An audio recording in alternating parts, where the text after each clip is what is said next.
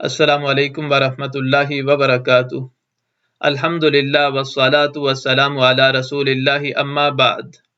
معزز ناظرین کرام، فرضی نماز کے بعد کے اذکار میں سے بڑا اہم ذکر، اسی طرح رسول گرامی صلی اللہ علیہ وسلم کی وصیتوں میں سے بڑی اہم وصیت آپ کے سامنے عرض کرتا ہوں۔ سنن ابو داود کی روایت ہے، سیدنا حضرت معاذ بن جبل رضی اللہ عنہ فرماتے ہیں، ان رسول اللہ صلی اللہ علیہ وسلم اخذ بیدہ، نبی علیہ الصلوۃ والسلام نے ان کا ہاتھ تھاما اور فرمایا، یا معاذ، اے معاذ، واللہ انی لاحبک، اللہ کی قسم میں تم سے محبت کرتا ہوں۔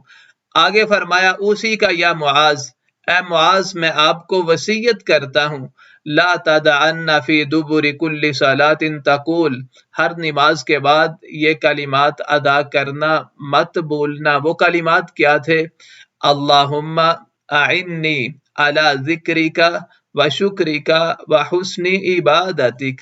معزز ناظرین اکرام، رسول گرامی صلی اللہ علیہ وسلم کے انداز سے آپ اس ذکر اور اس دعا کی اہمیت و فضیلت کا اندازہ لگا سکتے ہیں کہ کس طرح نبی علیہ الصلوۃ والسلام نے اپنے جلیل القدر صحابی حضرت سیدنا معاذ بن جبل رضی اللہ عنہ کا ہاتھ تھاما اور قسم اٹھاتے ہوئے فرمایا، اے معاذ میں آپ سے محبت کرتا ہوں۔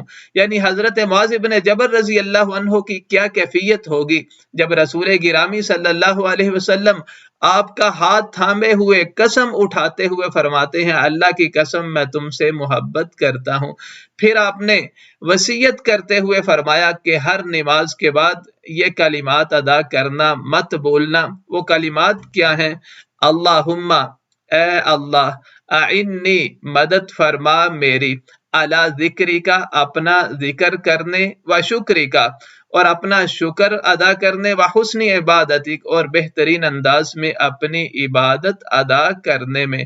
تو ناظرین اکرام، بڑی اہم دعا ہے۔